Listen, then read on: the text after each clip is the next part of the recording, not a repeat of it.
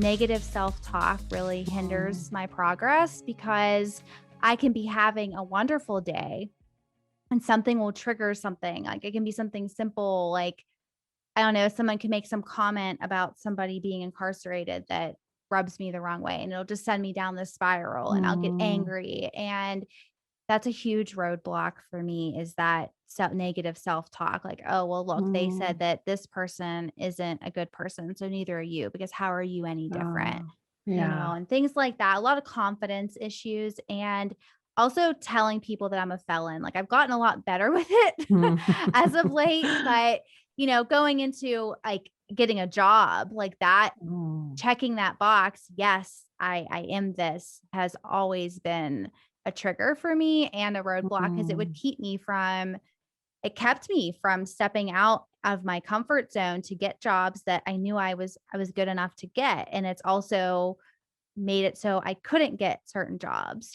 So it's just mm. yeah, just learning to step out of my comfort zone, it's really hard, and my roadblocks are much based around just that fear, like Yeah. blinding fear. Yeah. Well, good job. I'm so glad you're here today and Thank you. stepping out in spite of that fear. And fear is really just the edge of what we've known so far. And so as we step into what it is that we would love for our life, fear is actually part of the process. It's actually part of the process, and it can be a companion. And I heard this great teaching that the only difference between fear and excitement is our breath. Physiologically, that's the only difference for our body. And in the Oh, wow. interpretation is the breath. And so for myself, I notice when I'm noticing the fear, I'm like, oh, the breath, the breath. Okay. Because with fear, we shallow breathe, whereas with Yes. excitement, we deep breathe.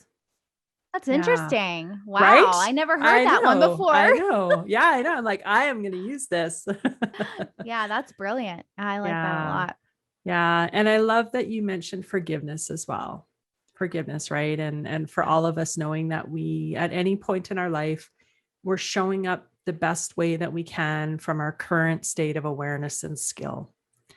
And so in any moment, being able to kind of look back and know that for yourself, and that as we know better, we do better. Sometimes we don't always do better. Yeah. Yeah, and we have to give ourselves grace too. It's not always Yeah. going to be perfect. It's not like I wake up every day and I'm like, "Yes, I'm going to go talk about my life and make this impact." But even on the days where I wake up feeling down about myself, I still show up like that, Mm, and you have to give yourself grace to know that you're not always going to feel good, and that's okay too. Not every yeah. day is sunshine and rainbows. It's just not. Yes. And people who portray it that way, they're lying. Sorry, but they are, because it's just not. So, Yeah, some days are better than others, right? And yes. knowing that when we have those lower moments, we don't have to pitch a tent. It doesn't mean we're Right. stuck there, right? Yep. We're just moving through it. I Yeah, love that. for sure.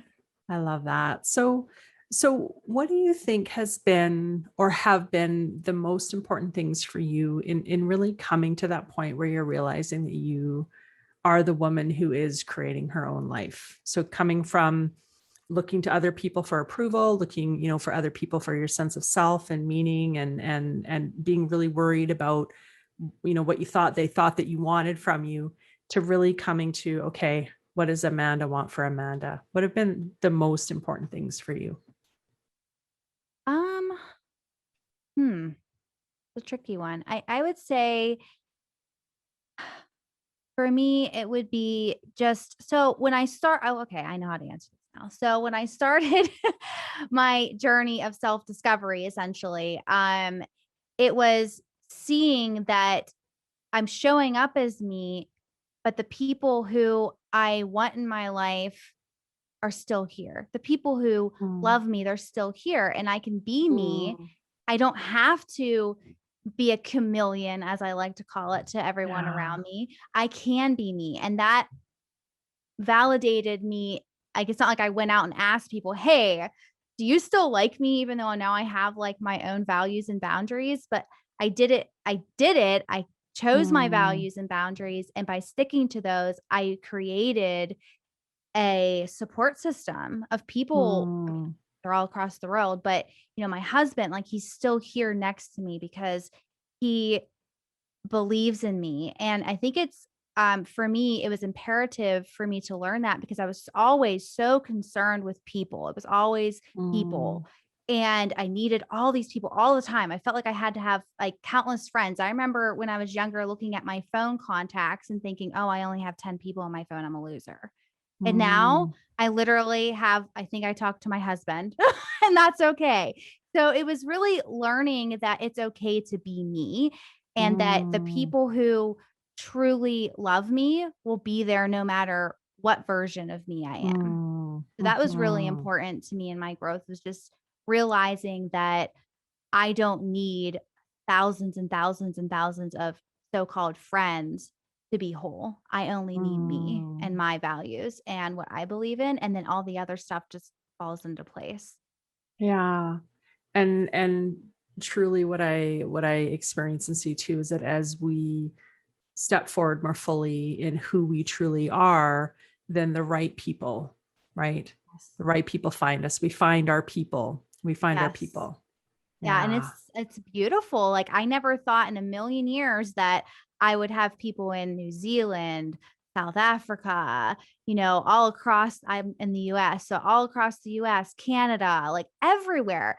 And it was just like as soon as I started showing up as me, all of a sudden, all these people that I've never knew before were Mm, just there. And guess what? They're my biggest supporters and they're strangers. mm. They were strangers. And that's Yeah. such an incredible thing to happen, and it's possible for all of us. So we just have to show up as us. Yeah. And the peace that comes with that, right? Yes. That peace and that, I mean, you just with that expression, that Yeah. relief that comes with being able to show up as yourself in your life. Yeah. It's very Yeah. powerful. And so, did you have guides and mentors along this process? And if so, what role did they play? My husband, it was my hugest, I mean, role model, like Mm, whatever you want to call him. um, he truly held my hand through it all. And he showed me love and he just really helped me to be able to be okay with being me. Like, even though I had the mm, realization on my own, his support truly helped me get there and mm. stay there, right? Because he's Yeah. still here with me. Also, after already discovering me, I have a wonderful coach right now. And he has Mm, helped me so much with my story and going public with my story. And mm. he was the first stranger I told my story to. Yeah. And he really opened my eyes to like, Amanda, like people are really going to want to hear your story. And that Mm. really helped catapult me to where I am now.